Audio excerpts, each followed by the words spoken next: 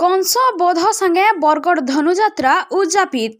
मथुरा नगरीर प्रबल प्रतापी मथुरा नरेशकर बोध संगे मथुरा नगरी ने कंस राजूतिर परिसमाप्ति हेछे। मंच ने मामू कंसंकर संगे भंजा कृष्ण भेट हेबार आगु कृष्ण बलराम मथुरा भ्रमण करथिले। कृष्ण सुबलया के बोध करथिले। शिवधनु के गले भागिथिले। अष्टमल्ल के द्वंद्व युद्ध ने निहत करथिले। कंस निधनुतारू बंदीशालानु उग्रसेन देवकी आर वासुदेव को मुक्त करी उग्रेसन को राज्याभिषेक करिछन श्रीकृष्ण। कृष्णंकर जय जयकार ध्वनि ने प्रकम्पित होउछे मथुरा नगरी। 77तम धनुजात्रा ने जवनिका पड़िछे। गला 11 दिन धरी करी बरगढ़ ने लागी रहितबार सांस्कृतिक जुआर ने भट्टा पड़िछे। यात्रा कोलाहल गले थमी जाइछे। मथुरा नगरी फेर फेरी जाइछे बरगढ़ के। बरगढ़वासींकर जीवन यात्रा फेर स्वाभाविक हेछे। आज 77तम विश्व प्रसिद्ध बरगढ़ धनुजात्रार आज हूँ अंतिम दिवस। आसिछन्ति कृष्ण बलराम। सर्वप्रथम रण होइछि कुबलया हस्ती एवं माहुंत संगरे। कुबलया हस्ती एवं माहुंत निहत। तापरे कृष्ण भंग करिछन्ति शिवधनु। तापरे सेनापति गण सहित चाणूर मुष्टिक समस्ते निहत हेले कृष्ण बलराम हस्ते। महामंत्री गण शरणागत कृष्ण बलराम पादे। एकाकी बंची त्रिभुवन विजयी वीर कंसासुर। विदाय नेउछि रानी पद्मावती ठारू। सजई देइछन्ति वीर बेशे मते। आसी अछि रणांगने। कृष्ण कृष्ण कही आसिला बेलकू आहा छिड़ा होइछन्ति नारायण एवं संगरे हलधर। सुश्यामल नीलवर्ण कोटी तटे पितजे बसन। स्कंदरे पैता शिरे मयूर चंद्रिका प्रभु हस्ते धरी अछ बंशी। जाने प्रभु द्वापर जुगरे तमे हेउछ स्वयं नारायण। ताहेले पेशी तब सुदर्शन चक्र त्राही करि दियो मते द्वापर जुगर। मना करुछन्ति कृष्ण। तापरे मु कहली हे प्रभु तमे परा नारायण। से मते कौन कहले जानिछ? नुहे मुई कंसर भणजा।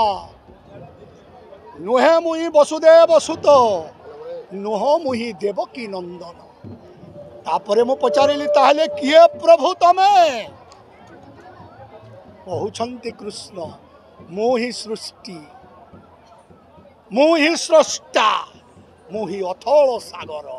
बास यही मुहूर्त को अपेक्षा करी नारायण। यही मुहूर्त को प्रभु कष्टरु तारण करू बोली ना तोर कृष्ण हेले मु कर्मर एक अंश बोली ना मोर कंस। जाने प्रभु नवधा भक्ति रे पूजा कले नारायण को बहु विलंब रे कार्य सिद्धि हुई। हेले कंसर दर्शन शास्त्र कुहे दशम भक्ति करी प्रयोग। आउ दशम भक्ति हेउछि प्रभु वैरी भक्ति। आस नारायण आज भक्त आउ भगवान मध्यरे होइब तुमुल संग्राम।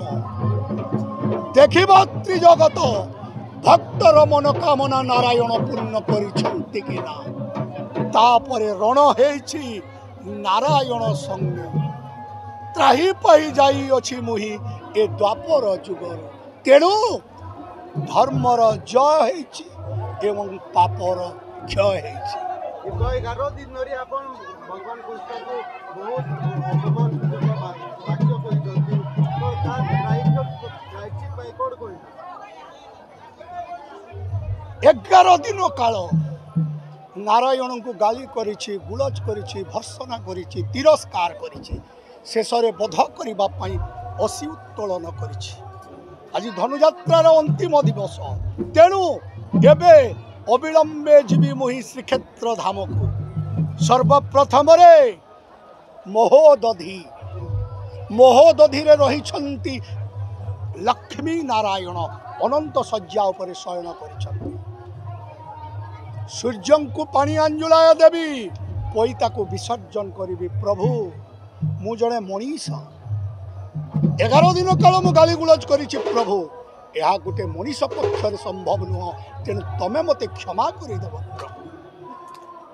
तापरे आसबि शंकराचार्य पाखक शंकराचार्य होउछन्ति कली जुगरे स्वयं शिव तांको करिबि दर्शन पाप मोक्ष हेबि तापरे आसबि नीलाचल धाम जगन्नाथ मंदिर सेठी अछन्ति मोर कालिया शांत हाथ जोड़ी करिबि प्रार्थना हे नारायण मु जाने प्रभु ओ भक्त तुम्हें भगवान केवल तोरी नाम कीर्तन करुथिली प्रभु तोरी गुण कीर्तन करुथिली तोरी नाम को प्रचार करुथिली ए कली जुगरे 11 दिन काल तेणु हे प्रभु तमें मते क्षमा करदेव प्रभु तमें मते क्षमा करदेव चलित वर्ष आपणकर शेष अभिनय थिला विश्व प्रसिद्ध बरगड़ धनुयात्रा केमती थिला अनुभूति कारण आप दीर्घ वर्ष अभिनय कर एटा को मिसई मु 6 वर्ष काल विश्व प्रसिद्ध बरगड़ धनुयात्रा अभिनय करिछि